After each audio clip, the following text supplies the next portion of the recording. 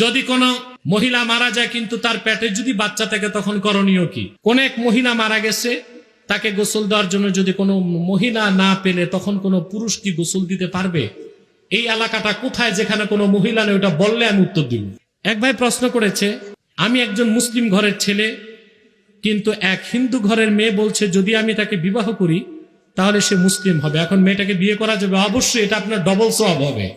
7.5 ভরি স্বর্ণ অথবা 52 তোলা রূপা সমপরিমাণ সম্পদ থাকলে জাকাত ফরজ। আমার প্রশ্ন, 7.5 ভরি বর্তমান বাজার মূল্য 6,75,000 টাকা, আর 52 তোলা রূপার মূল্য 78,000 টাকা, এক্ষেত্রে জাকাতের বিধানকে? ভাই বিষয়টা তো সহজ। তাবিজ এবং তামিমা কি? মানুষের শরীরে রুহু কয়টি? এরপরে এক ভাই প্রশ্ন করেছেন, জানাজার নামাজের পর সম্মিলিত মুনাজাতের ফজিলত সম্পর্কে জানতে চাই। আজানের পূর্বে দরুদ ও সালাম এবং পরে দরুদ ও সালাম হাত তুলে মুনাজাতের ফজিলত জানতে চাই। কোরআন হাদিসের আলোকে ঈদ মিলাদুন নবী সাল্লাল্লাহু আলাইহি সাল্লাম পালন করার দলিল চাই। কোরআন হাদিসের আলোকে ইসালে সওয়াবের ফজিলত জানতে চাই। 7ম দিনে আকিকা দিতে না পারলে পরে দিলে শুদ্ধ হবে কি 40 দিনের দিনও দেওয়া যাবে? মসজিদের ইমামদের নিম্নমানের হাদিয়া, জরুরি প্রয়োজন ছুটি না দেওয়া সহ মসজিদ কমিটি ইমামের সাথে রূঢ় ব্যবহার করে, যা প্রত্যেক মসজিদে সাম্প্রতিক ব্যাপক লক্ষণীয়। অবহেলিত ইমামদের পক্ষে আপনার কিছু বলার আছে কি? প্রশ্ন করা হয়েছে, কোরআন হাদিসের আলোকে ঈদ মিলাদুন নবী সাল্লাল্লাহু আলাইহি সাল্লাম পালন করার দলিল চাই। মিলাদ কিয়ামের উপর এবং ঈদ মিলাদুন নবীর উপর আমার লিখিত ফতুয়াও আছে, ডকুমেন্টারিও আছে, আপনারা দেখবেন। একেবারে চোখ বন্ধ করে বিশ্বাস করবেন, মনে রাখবেন, ঈদে মিলাদুন নবী সাল্লাল্লাহু আলাইহি ওয়াসাল্লাম মাহফিল করার পক্ষে কোরআন শরীফের আয়াতও আছে, হাদিস শরীফও আছে, অসংখ্য তাফসীরের মত আছে, আউলিয়া কেরামের আমল আছে। কথা বুঝতে পারছেন? এখন আমি 1000 দলিল বলবো, আপনারা তো শুনি আসতেছেন দলিল। যে না মানবে না, যে গোমরা, ওরে তো মানাইতে পারবেন না। তবে কখনো যদি বাড়াবাড়ি করে তাহলে অধমকে একটু খবর দিবেন। বুঝেন নাই? কোরআন হাদিসের আলোকে ইসালে সওয়াবের ফজিলত জানতে চাই। ইসালে সওয়াবের ফজিলত কত বেশি তা আপনাকে আমি ভাষায় প্রকাশ করব কি করে। ইসালে সওয়াব হচ্ছে সওয়াব পৌঁছানো। বিশেষ করে ইসালে সওয়াব মাহফিলগুলোতে তাবারুকের ব্যবস্থা থাকে। আপনারা ইমানদারগণ হালাল পয়সা জোগাড় করে, গরু, চাউল এগুলো জোগাড় করে মানুষকে আপ্যায়ন করেন। এই যে আপ্যায়ন করেন, এটা হচ্ছে ইতআমুত তাআম। ইতআমুত তাআম, ইতআমুত তাআম বা মানুষকে খাওয়ানোর চেয়ে বড় কোনো নেক আমল আছে? বুখারী শরীফে এসেছে, এক ব্যক্তি রাসূল করিম সাল্লাল্লাহু আলাইহি ওয়াসাল্লামের কাছে প্রশ্ন করেছেন, আইয়ুল ইসলামে খায়র। আরেকজন প্রশ্ন করেছেন, আইয়ুল ইসলামে আফজাল। একজন প্রশ্ন করেছেন, আইয়ুল ইসলামী খায়র, ইসলামের সর্বোত্তম আমল কোনটি? আল্লাহর হাবিব সাল্লাল্লাহু আলাইহি ওয়াসাল্লাম বলেছেন, তুতঈমুত তাআমা ওয়া তাকরাউস সালামা আলা মান আরাফতা ওয়া মান লাম তারিফ। তুমি আল্লাহর বান্দাদেরকে খাওয়াবে, আর যাকে চিনো আর চিনো না সবাইকে সালাম দিবে। তাহলে আল্লাহর বান্দাদেরকে খাওয়ানো ইসলামের মধ্যে সর্বোত্তম নফল আমল, ঠিক কিনা বলেন? রাসূল করিম সাল্লাল্লাহু আলাইহি ওয়াসাল্লাম ইরশাদ করেছেন, ইন্না ফিল জান্নাতি গুরাফা ইউরা যুহুরুহা মিন বুতুনিহা ওয়া বুতুনুহা মিন যুহুরিহা। আল্লাহর জান্নাতে কতগুলো কামরা আছে, যার ভিতর থেকে বাহির দেখা যায়, বাহির থেকে ভিতর দেখা যায়। তো এক বেদুইন জিজ্ঞেস করছে, ইয়া রাসূলুল্লাহ সাল্লাল্লাহু আলাইহি ওয়াসাল্লাম, ওই জান্নাতটা কার জন্য? আল্লাহ জান্নাতের কামরাগুলো কার জন্য? আল্লাহর হাবিব বলেছেন, লিমান আতাবাল কালাম ওয়া আতআমাত তাআম ওয়া আদামাস সিয়াম ওয়া সাল্লা ফিল লাইল ওয়ান নাসু নিয়াম। যে ব্যক্তি বেশি বেশি যে ব্যক্তি তার মুখের কথাকে পবিত্র করলো, আর যে ব্যক্তি আল্লাহর বান্দাদেরকে বেশি বেশি খাওয়ালো, বেশি বেশি নফল রোজা করলো, আর রাতে তাহাজ্জুদ পড়লো, আল্লাহ তাকে বেহেশতের স্পেশাল কামরাগুলো দান করবে। তাহলে এই যে ইসালে সওয়াব মাহফিলের তাবাররুকাত বন্টন করা, এটা খুব বড় নেক আমল, সওয়াবের কাজ। এটার বিরোধিতা তারাই করে যারা কৃপণ, নিজেও খায় না, মানুষকেও খাওয়ায় না, সুযোগ পাইলে অন্যেরটা খায়। হ্যাঁ। এরপরে এক ভাই প্রশ্ন করেছেন, জানাজার নামাজের পর সম্মিলিত মুনাজাতের ফজিলত সম্পর্কে জানতে চাই। যেখানে জানাজার নামাজের পর মুনাজাত হয় করবেন, যেখানে হয় না করবেন না। তবে কেউ যদি বলে যে না, জানাজার নামাজের পর মুনাজাত করাই যাবে না, এটা বাড়াবাড়ি। কারণ হাদিস শরীফ থেকে দেখা যায় যে জানাজার নামাজের পর আপনি দোয়া করতে পারেন, তবে কাতারটা ছুটায়া, কাইফিয়াত চেঞ্জ করে একটু দুরূদ শরীফ পড়ে, একটু সূরা ফাতিহা ইখলাস পড়ে একটু দোয়া করা যায়। সবাই কবরে যাবে না, কবরস্থানে, এতে কোনো সমস্যা নাই। আজানের পূর্বে দরুদ ও সালাম এবং পরে দরুদ ও সালাম হাত তুলে মোনাজাতের ফজিলত জানতে চাই। দেখেন, দরুদ সালাম খুব সওয়াবের কাজ, কিন্তু আপনি যদি আজানের ঠিক আগেই দরুদ সালাম পড়ে আজান শুরু করেন, তাহলে বুঝা গেল এটা আজানের অংশ। যেটা আজানের অংশ নয় সেটাকে অংশ সাব্যস্ত করা বিদআত। তাহলে আপনি দরুদ সালাম পড়লে আজান দেওয়ার 5 মিনিট আগে পড়েন, কথা বলেন, বুঝেন না? আজান হয়তো 10 মিনিট বাকি, আপনি একটু দাঁড়ায় হাম পড়েন, নাত পড়েন, দরুদ সালাম পড়েন, পরে আবার আজান দেন, সমস্যা নেই। কিন্তু ঠিক দরুদ সালাম পরে আজান শুরু করলেন, তাতে বোঝা গেল দরুদ সালাম পরে আজান দেওয়াটা আজানের অংশ। এটাকে অংশ মনে করা যাবে না আজানের।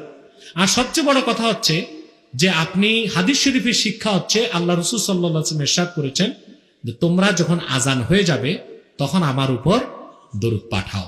তাই রাসূলুল্লাহর শিক্ষা হচ্ছে আজানের পরে দরুদ। সেটাকে আপনি আগে আনবেন কেন? আল্লাহ রাসূল যেভাবে শিক্ষা দিয়েছেন সেভাবেই করলে সওয়াব, ঠিক কিনা?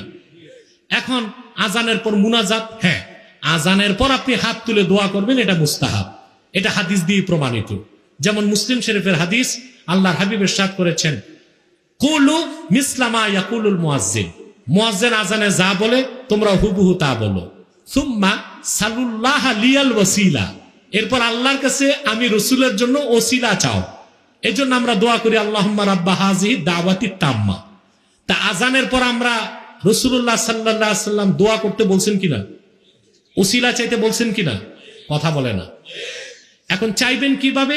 রাসূলুল্লাহ সাল্লাল্লাহু আলাইহি ওয়াসাল্লামের শিক্ষা অন্য হাদিসে এসেছে, ইযা সাআলতুমুল্লাহ ফাসআলুহু বিবুতুনি আকুফিকুম, যখন আল্লাহর কাছে কিছু চাইবা তো 2 হাতের তালু পেতে চাইবা। তো মুসলিম শরীফের হাদিস থেকে দেখতে পাই আজানের পর সুয়াল আছে, কি আছে? আর আবু দাউদ শরীফের হাদিসে দেখতে পাই সুয়ালে হাত তুলতে হবে। তো দোনোটা হাদিসে আমল করলে আজানের পর দোয়াও আছে, দোয়াতে হাত তোলাও আছে। কথা বুঝতে পেরেছেন? আর মাওলানা আশরাফ আলী থানভী রাহমাতুল্লাহ ফতোয়া এমদাদিয়া পুরনো ছাপ 97 পৃষ্ঠায় ওনাকে প্রশ্ন করা হয়েছে, উনি উত্তর দিয়েছে হ্যাঁ, আজানের পর হাত তুলে দোয়া করাটাও সুন্নতের সাথে মুয়াফিকাত রাখে। 7.5 ভরি স্বর্ণ অথবা 52 তোলা রূপা সমপরিমাণ সম্পদ থাকলে জাকাত ফরজ। আমার প্রশ্ন, 7.5 ভরি বর্তমান বাজার মূল্য 6,75,000 টাকা, আর 52 তোলা রূপার মূল্য 78,000 টাকা, এই ক্ষেত্রে জাকাতের বিধানকে? ভাই বিষয়টা তো সহজ। 1,500 বছর আগে স্বর্ণ আর রূপার দাম খুব পার্থক্য ছিল না। সময়ের পরিবর্তনে সোনার দাম খুব বেড়ে গেছে, রূপার দাম কমে গেছে। এখন আল্লাহ দুইটাই সুযোগ রাখছেন, যে মধ্যবিত্ত সেও যেন জাকাত দিতে পারে এই জন্য আল্লাহ রূপা রাখছেন, আর ধনী যেন জাকাত দিতে পারেন স্বর্ণ রাখছেন। কথা বুঝেন নাই? এখন মনে করেন আপনার 7.5 ভরি স্বর্ণ নাই, স্বর্ণ আছে মনে করেন 5.5 ভরি, বাকিটা রূপা আছে। রূপা যোগ করলে যদি 7.5 ভরি স্বর্ণের সমপরিমাণ টাকা হয়ে যায়, তাহলে আপনাকে স্বর্ণের হিসেবে জাকাত দিতে হবে। অপরদিকে আপনার রূপা আছে কিন্তু 52.5 তোলা পুরা হয় নাই, কিছু স্বর্ণ আছে, যোগ করলে 52.5 তোলা রূপার সমান হয়। আল আকসারু ফি হুকমিল কুল, এই হিসেবে রূপার দর ধরে আপনি জাকাত দিয়ে দিবেন। সহজ না? আমরা সহজটারে কি করছি? সম্পদ বলতে শুধু কি সমপরিমাণ অর্থ, নাকি বাড়ি গাড়ি জায়গা জমি গরু বাছুর সবকিছু? হ্যাঁ, সবকিছু, কিন্তু নিয়ম আছে। আপনি যে ফসলের যে জাকাত দিবেন ওটার নিয়ম আছে। আপনি যদি নিজেই চাষাবাদ করেন, সার দেন, পানি সিঞ্চন করেন, আপনার খরচই তো অনেক হয়ে গেল, ওই ক্ষেত্রে হিসাব ভিন্ন। দেখা গেল আল্লাহর বৃষ্টির পানি দিয়া, সার টার না দিয়া হয়ে গেল, তখন নির্ধারিত অংশ 1/10 আপনাকে জাকাত দিতে হবে। দ্বিতীয় হচ্ছে বাড়ি, থাকার বাড়িতে কোনো জাকাত নাই, কিন্তু ভাড়ার বাড়িতে, যেটা ব্যবসার জন্য কমার্শিয়াল বাড়ি, ওইটার উপর আপনার আয়ের উপর জাকাত হবে। আর গরু ছাগল, 2-4টা গরু থাকলে হবে না, ওইটার আবার পরিমাণ আছে, বুঝতে পারছেন?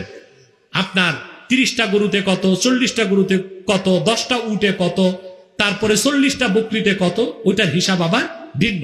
সেখানেও আবার শর্ত আছে, আপনি তো গরুর পিছনে খরচ করেন টাকা, ঠিক কিনা? তো দেখা যায় আপনার এখানে জাকাত দিতে গেলে আপনি ঠকে যাবেন। ওই ক্ষেত্রে আপনার কোন পশুর ক্ষেত্রে, যেটা চারণ ভূমিতে আল্লাহর হুকুমে চলাফেরা করে ঘাস খায়, ওইটার ক্ষেত্রে যেই ধরনের জাকাত দেবার নিয়ম, ওইটা আপনার গৃহপালিত পশুর ক্ষেত্রে ওই রকম নিয়ম না। কিন্তু কেউ যদি গৃহপালিত পশু দিয়া বাণিজ্যিক ব্যবসা করেন, তার আবার ওই আয়ের উপর জাকাত হবে। কথা বুঝতে পারছেন? জি। 7ম দিনে আকিকা দিতে না পারলে পরে দিলে শুদ্ধ হবে কি? 40 দিনের দিনও দেওয়া যাবে। আর যে 40 দিনের দিনও দেওয়া না যায়, তাহলে বয়স 70 হইলেও দিতে পারবেন, সমস্যা নেই।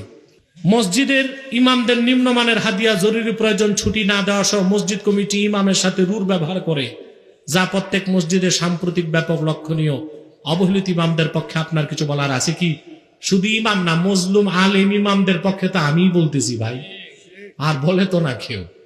ইমামদের কমসে কম বেতন হওয়া উচিত 15,000 টাকা মাস, আর তাকে মাসে কমসে কম 3 দিন ছুটি দিতেই হবে। 4, কোন সাধারণ জনগণ ইমামকে আদেশ নিষেধ করতে পারবে না।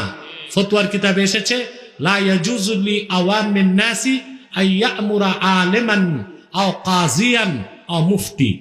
কোন সাধারণ মানুষের পক্ষে জায়েজ না কোন আলেমকে, কোন মুফতিকে, কোন শরিয়া আদালতের বিচারপতিকে আদেশ করা। জায়েজ নাই। এক ভাই প্রশ্ন করেছে, আমি একজন মুসলিম ঘরের ছেলে, কিন্তু এক হিন্দু ঘরের মেয়ে বলছে যদি আমি তাকে বিবাহ করি তাহলে সে মুসলিম হবে। এখন মেয়েটাকে বিয়ে করা যাবে? অবশ্যই, এটা আপনার ডবল সওয়াব হবে।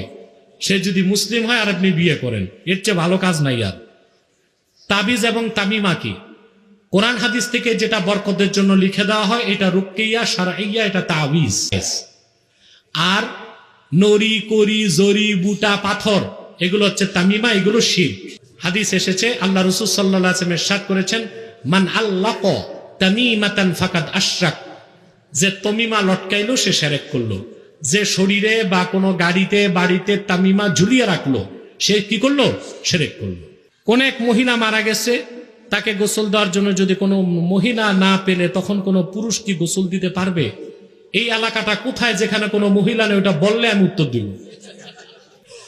যদি কোনো মহিলা মারা যায় কিন্তু তার পেটে যদি বাচ্চা থাকে তখন করণীয় কি?